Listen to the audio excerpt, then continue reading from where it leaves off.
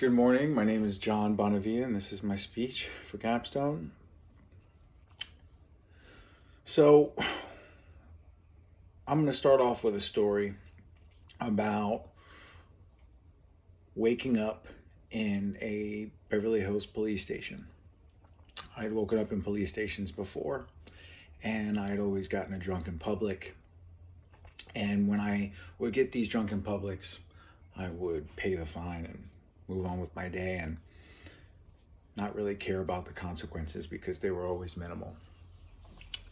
But when I woke up in the Beverly Hills police station and asked them to give me my drunk in public, their response was, "You're not getting a drunk in public. You're getting attempted murder." And at that moment, I realized that alcohol was such a problem for me. Things needed to change.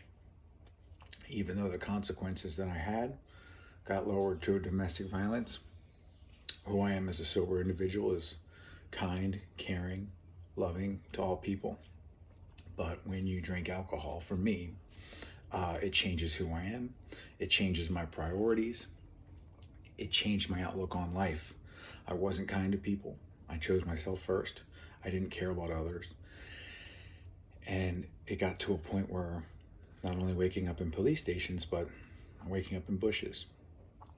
Having friends call me daily saying that I acted like a fool. I was rude to people. So now I'm in enough trouble where I couldn't get out. So I had to take time in prison, 3.5 years, to evaluate my life, question my priorities, ask myself, how can I be this good guy, love people, people love me, and be in this circumstance? And it all came down to one thing, which was my alcoholism. Now, I didn't realize it was such a problem even after all of these consequences, not understanding the true fundamentals of what alcoholism was to me. For me, it was more of an allergy that when I drank alcohol, I couldn't stop. I know a lot of people can enjoy cocktails and can make it a social, entertaining thing. I couldn't. I took it beyond that. And with that being said, part of my program while doing time was to join Alcoholics Anonymous. Now, while being in an Alcoholics Anonymous, I realized what the fellowship was about. I read the books, and I really didn't get to utilize the actual services until I got out. But I loved the concept to think, I'm not going to drink alcohol. I'm going to be kind to other people. I'm going to do what I haven't done in the past, which is being of service to others, identifying the problem, understanding that God is the only one who can take this desire away from me, surrounding myself with fellowship of people that don't want to drink alcohol, doing a moral inventory on myself, on asking myself, what have I done? What have I harmed people while under the influence of alcoholic? Taking all of that information, sharing that with people that also have the desire to stop drinking, and going on my daily life as a sober individual and helping other people that have the same problem as me.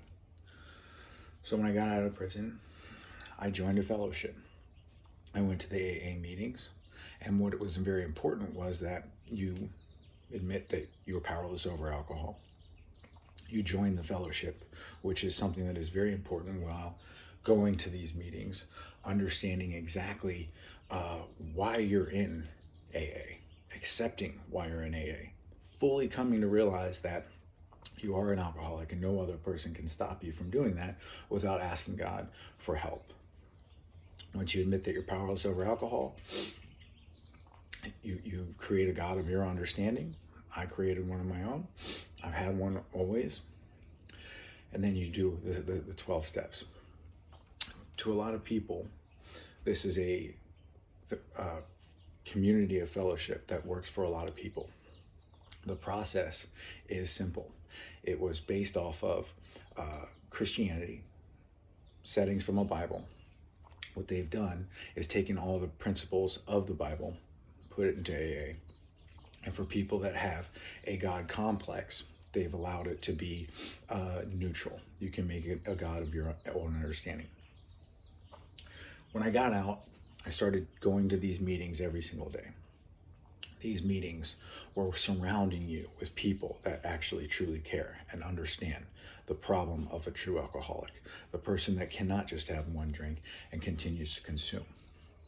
So as I lived my time outside of prison, I started going to meetings, starting meeting people that didn't drink, started incorporating a lot of things in my life that would try to be fun: bike riding, going hiking, surrounding myself with people that don't drink alcohol, and understanding that when you place yourself in a environment that is not of the world and you're just around people that have a like-minded goal, and that's Alcoholics Anonymous. There's a lot of books that I've read that made me finally understand that my brain is different than other non-drinkers. And I've accepted that, and I'm okay with that. Being around people that also understand that made it easier for me to continue to understand why drinking cannot be a possibility for me. When you join AA, you join a fellowship and you get an AA sponsor, and something that was amazing is that you really can count on these people. They understand that life happens. There's people there for you that will be at your beck and call. If you call them and you need them, they'll truly be there. From my experience as a past drinker, people you call, if they're out partying, they're not going to be there for you. So it was an awakening that you have to understand that true friends, ones that can be reliable, and one that I can do in return, being the person that I would want to have on my side too. I'm definitely not perfect. Every day is a growing opportunity. I'd like to learn how to continue to be of service of others, because that is the whole principle of AA. I think that is the whole principle of Christianity, which is my God of my understanding. I'm thankful to have said that joining the program, I learned as much as possible. You continue to take in all of that knowledge, help other people as you go through life, and understanding that not only as a non-alcoholic, but as a human being in general, these are principles that you want to practice. Treating people kind, being nice to people, helping others, making sure that you're always present, being a good father, uncle, son. These are all things that you want to take in life. So, when you have an experience in life, it's life-changing. Sometimes it can be for good. Sometimes you can have an eye-opening experience. And that's how I joined AA. That's how I learned the principles. And that's how I've been able to maintain sobriety and also continue with,